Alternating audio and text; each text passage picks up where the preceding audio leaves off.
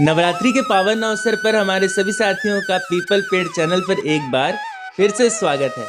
दोस्तों, आज नवरात्रि का तीसरा दिन है और आज माता चंद्रघंटा की पूजा की जाती है।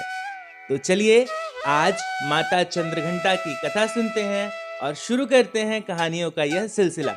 लेकिन उससे पहले आप इस चैनल को सब्सक्राइब कर लें ताकि आप पर माता भगवती की कृपा सदैव ही बरसती रहे। पिंडज प्रवरारूढ़ चंडकोपास्त्र केरिता प्रसादम तुनते मह्यम चंद्रघंटेति विश्रुता। माँ दुर्गा की तीसरी शक्ति है चंद्रघंटा। नवरात्रि के तीसरे दिन इसी देवी की पूजा आराधना की जाती है। देवी का यह स्वरूप परम शांतिदायक है। माता चंद्रघंटा की कथा की शुरुआत होती है एक राक्षस से। राक्षस का नाम था महिषासुर। दरअसल बहुत पहले समय की बात है जब महिषासुर नामक असुर का स्वर्ग लोक में आतंक बढ़ गया था। उसके आतंक से तीनों लोक में हाहाकार मच गया था। अब जरा जान लेते हैं कि यह महिषासुर था कौन। महिषासुर हिंदू धर्म में एक असुर दानव था। वह ब्रह्म ऋषि कश्यप और दनु का पोता था और रंभ का पुत्र था तथा महिषी का भाई था। उसे लोगों के बीच एक धोखेबाज राक्षस के रूप में जाना जाता था जो अपना स्वरूप बदलने में माहिर था।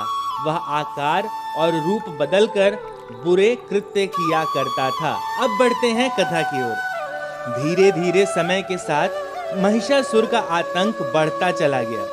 उसके आतंक से तीनों लोक में हाहाकार मच गया।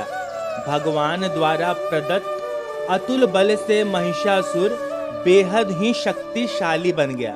वह शक्ति का दुरुपयोग कर स्वर्ग लोक में अपना आधिपत्य जमाना चाहता था। इस प्रयास में वह लगभग सफल भी हो गया था। उस समय स्वर्ग के देवता भयभीत हो उठे। स्वयं स्वर्ग इंद्र नरेश भी चिंतित हो उठे। दरअसल महिषासुर स्वर्ग का सिंहासन प्राप्त करना चाहता था। उस समय सभी देवता ब्रह्मा जी के पास गए और उनसे सहायता मांगी। ब्रह्मा जी ने कहा, वर्तमान समय में तो महिषासुर को परास्त कर पाना आसान नहीं है। इसके लिए हम सभी को महादेव यानी कि भोलेनाथ के शरण में जाना होगा।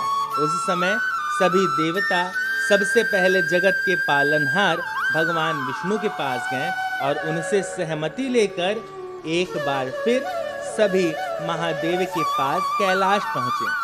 स्वर्ग नरेश इंद्र ने आप बीती महादेव को सुनाई। स्वर्ग नरेश की बात सुनकर महादेव अत्यंत क्रोधित हो उठे। महिषासुर अपने बल का गलत तरीके से प्रयोग कर रहा था। इसके लिए उसे अवश्य दंड मिलनी चाहिए, ऐसा भगवान शंकर ने कहा। तब भगवान विष्णु और ब्रह्मा जी भी क्रोधित हो उठे और तीनों त्रिदेव के तेज से एक देवी प्रकट हुई। यह तेज त्रिदेव के मुख से प्रकट हुई थी। फलस्वरूप इसी ऊर्जा से देवी भी त्रिदेवों के मुख से प्रकट हुई। तब सभी देवी देवताओं ने एक एक कर माता को अपना आशीर्वाद दिया। भगवान शंकर ने उन्हें त्रिशूल दिया। विष्णु ने अपना सुदर्शन चक्र दिया। स्वर्ग नरेश इंद्र ने अपना घंटा प्रदान किया। इस प्रकार सभी देवताओं ने देवी माँ को अपने अस्त्र दिए। तब जाकर चंद्रघंटा ने त्रिदेव की अनुमति लेकर महिषासुर का वध किया। शास्त्रों में निहित है कि कालांतर में मां चंद्रघंटा और महिषासुर के मध्य भीषण युद्ध हुआ था। इस युद्ध में मां के प्रहार के सामने महिषासुर टिक न सका। उस समय महिषासुर का वध कर मां ने तीनों लोकों की रक्षा की। तीनों लोकों में दुर्गा मां के जय जयकार गूंजने लगे।